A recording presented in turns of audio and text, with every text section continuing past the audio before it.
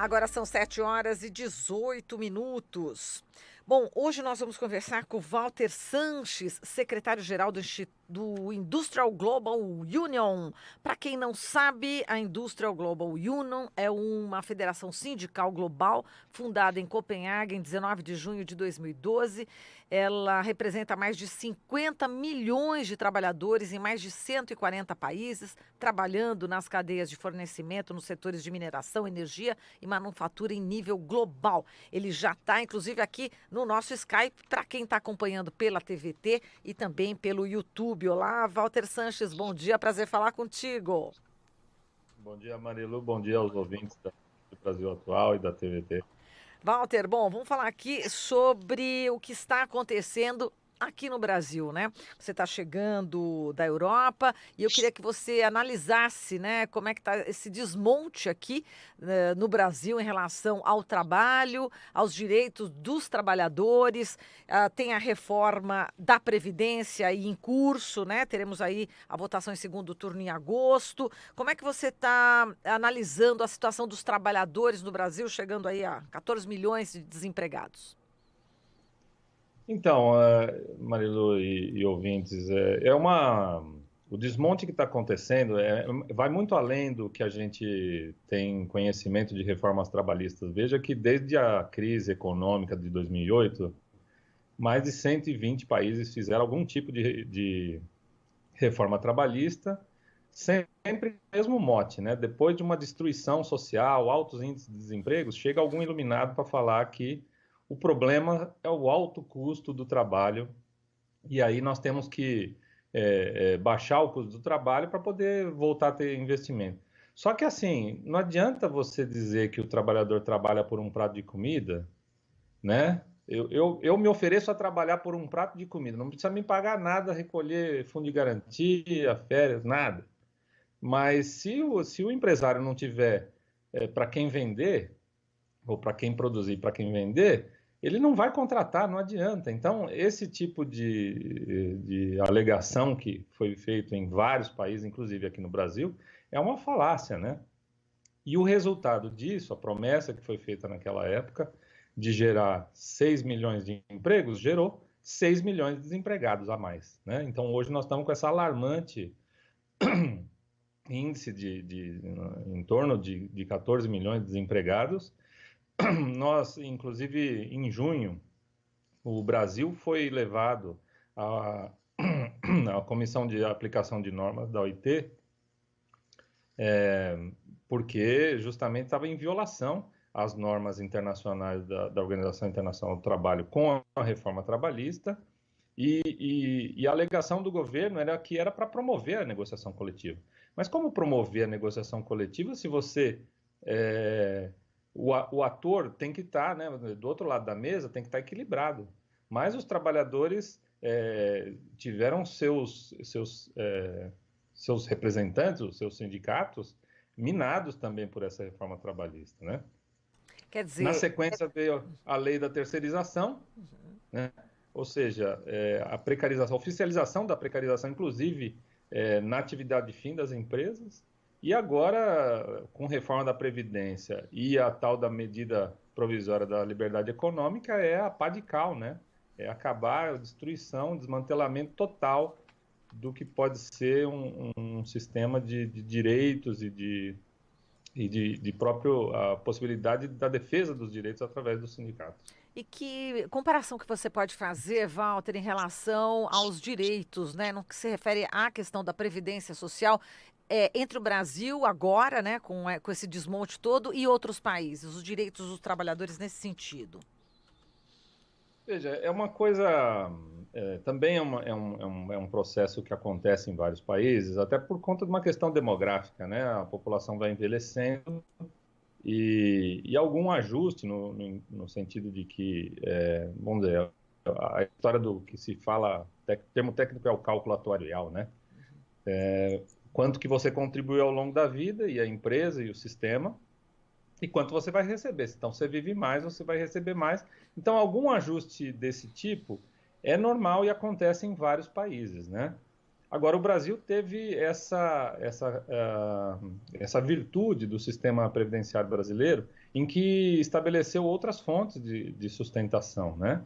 Impostos específicos, como o imposto sobre o lucro líquido e algumas outras contribuições, que compunham um sistema para não ter a dependência específica sobre a base contributiva. Mas o grande problema que nós falamos para o Brasil não era o problema de ser um sistema deficitário, né? O problema é porque se você tem 14 milhões de desempregados e 50 milhões aproximadamente de informais que não contribuem para o sistema, esse é o grande problema. Se você tiver essas pessoas contribuindo para o sistema, você pode equilibrar como o sistema era equilibrado até 4, 5 anos atrás, quando a curva do emprego começou a inverter e nós começamos a aumentar o número de desempregados no país. Quer dizer, bom, a gente é um golpe, né, contra os trabalhadores. O Glauco aqui também tem uma questão para você, Sanches. Sanches, bom dia. Bom dia. A gente teve essa promessa de geração de empregos que acabou não se concretizando com a reforma trabalhista e agora a reforma da Previdência também se anuncia como uma grande geradora de empregos que vai ser responsável pela criação de 8 milhões de postos de trabalho. Temos também a medida provisória da liberdade econômica, que o próprio relator disse que pode gerar 3 milhões e 700 mil empregos e até aumentar de 3 a 6 vezes a renda per capita do brasileiro. E o que me parece, Sanches, lembra um pouco aquela questão, a tese da doutrina do choque, da Naomi Klein, onde você aproveita uma catástrofe, no caso uma catástrofe econômica, uma crise, quase uma depressão, para empurrar para as pessoas políticas públicas que, na verdade, prejudicam elas mesmas, que não percebem e de repente acabam abrindo mão por uma falsa promessa. É isso mesmo? Essas políticas estão sendo implementadas na base do desespero das pessoas que, no afã de conseguir emprego, acabam aceitando esse tipo de argumentação?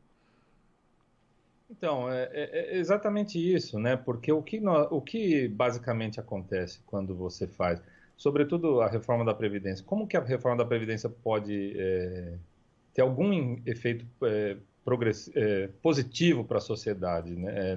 Da forma como está sendo feito? Primeiro que assim, as pessoas vão ter que trabalhar mais tempo, então os poucos postos de trabalho que poderia existir um turnover, né? Uma rotatividade normal, né? Natural, aquilo da pessoa se aposenta e aí essa vaga fica aberta para outra, isso não vai acontecer. Então, como que isso pode ter um efeito positivo, né? Outra coisa é que você vai diminuir o valor dos benefícios. Então, aquela parcela da renda nacional que vem do consumo das famílias e dos salários e das pensões, isso também vai diminuir. Então, como é que isso pode... É o ciclo, ao contrário do ciclo virtuoso, né? Ou seja, cada vez você vai aprofundando mais a miséria. Então, inclusive, essa medida da liberdade econômica é a coisa mais selvagem, que eu não tenho conhecimento em outro país, e olha que eu tenho rodado muito ultimamente pelo mundo, eu não tenho conhecimento de algum paralelo dessa selvageria que vai você suspender os direitos totais, assim, desobriga os empresários a cumprir as obrigações e os recolhimentos, etc., enquanto o país estiver com mais de 5 milhões de desempregados, que é o caso agora, por mais de um ano. Então é uma selvageria que não tem paralelo no mundo, né? E isso, basicamente, o que está acontecendo? Você está transferindo o pouco de renda dos salários e das pensões e das aposentadorias para o bolso dos empresários. Basicamente é isso.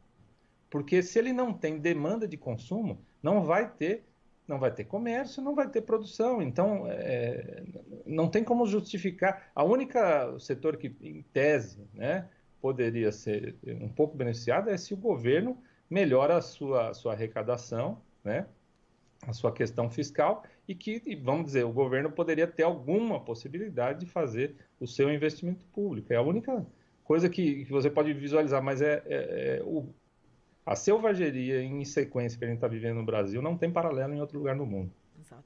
Agora, como é que você está acompanhando a Vaza Jato, né? As denúncias do Intercept Brasil, agora em parceria com outros meios de comunicação aqui no Brasil, que estão denunciando, né, de que forma é que foi feita a Lava Jato, né? Esse conluio entre o Ministério Público, o Moro. Como é que você está analisando? E em comparação também com outros países, quando existe alguma denúncia de corrupção, como as empresas são preservadas? Como é que é, Sanches? Então, na verdade, essas revelações do Intercept, que agora fez uma aliança com alguns outros veículos da imprensa, revelou aquilo que a gente tinha convicção e não tinha prova, né? Para parafrasear o menino aí que empina a pipa no ventilador, né? Sim. Então, é aquilo que a gente já sabia e agora chegou às provas, né? Que era um processo totalmente viciado, que era um processo assombroso. A cada revelação, assim, a gente fica horrorizado com o grau de promiscuidade entre o juiz e a acusação, né? Que não existe, é ilegal, né? Fere todos os... Bom, enfim, vocês têm falado disso todos os dias.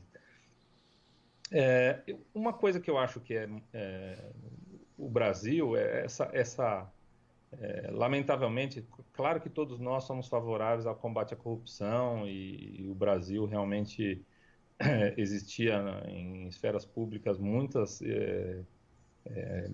níveis de corrupção, né? E que, obviamente, todo mundo quer o combate disso de uma forma sistemática, né? Mas o problema é que isso destruiu empresas e empregos, né? Ao longo desses 5 anos da Lava Jato, o setor da construção pesada, né? O setor de proteínas, né? Os frigoríficos, o próprio setor, a cadeia produtiva do petróleo e do gás, a petroquímica, etc., foram destruídos, foram centenas de milhares de empregos perdidos numa insanidade, né? Então, é uma coisa que, por exemplo, também não tem paralelo em outros países, né? Eu vou citar 2 casos diferentes em que aconteceram, um inclusive aqui no Brasil, né? Primeiro, a Volkswagen, né? A Volkswagen foi envolvida num escândalo de burlar o sistema de aferição de emissões de poluentes nos Estados Unidos. E por conta disso, ela teve uma investigação nos Estados Unidos, no mundo inteiro, na União Europeia, e ela foi condenada a assim, milhões e milhões de penalidades, ainda está sendo processada, né? É um processo que segue. Porém, quem foi penalizado foram o CEO da empresa naquela época, Martin Winterkorn, e os engenheiros em cargos de direção responsáveis diretos pelo crime, né? A empresa segue produzindo, não houve demissões em função disso, né? O outro caso que eu queria citar, que aqui no Brasil, e é isso que é impressionante, como que 2 tratamentos diferentes, né? Eu estou aqui no Brasil em função de um acompanhamento do monitoramento do nosso acordo marco global que nós temos com a Siemens, né?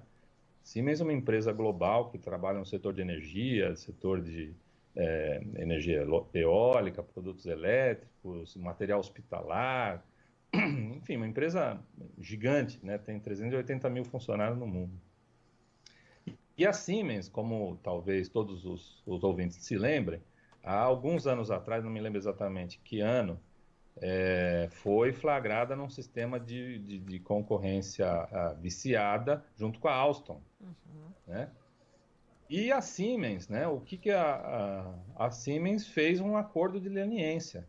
A matriz da empresa interviu, fez um acordo de leniência com o Ministério Público daqui de São Paulo e passou a colaborar com as investigações. O presidente naquela época, né, o CEO da empresa, ele chegou até, se eu não me engano, chegou a ser preso, né, mas foi indiciado, processado, está sendo processado, e a empresa segue produzindo sucesso, fazendo investimentos, fez um acordo com a Apex, né, a Agência de Promoção das Exportações, no ano passado, de investimento de 5 milhões de dólares nos próximos 5 anos. Então, vamos dizer, puniu quem tinha que punir, mas não puniu a empresa e os empregos gerados, os milhares de empregos gerados, uma empresa que tem 6 mil empregos aqui no Brasil, e esse é um modelo que, infelizmente, lamentavelmente, não foi usado no modelo da Lava Jato, porque, na verdade, o que estava por trás era um projeto de poder, ou seja, não importa se a gente destrua o país, se a gente jogue o país na recessão no 4º ano seguido de baixo crescimento econômico e 14 milhões de desempregados. O meu objetivo é chegar ao poder, que foi o que aconteceu. Exatamente, Sanches, muito obrigada aqui por toda a sua análise. Um grande abraço, prazer em muito falar com você. Bom dia a todos. Bom Obrigado. dia. Falamos aqui com o Walter Sanches, secretário-geral do Industrial Global Union.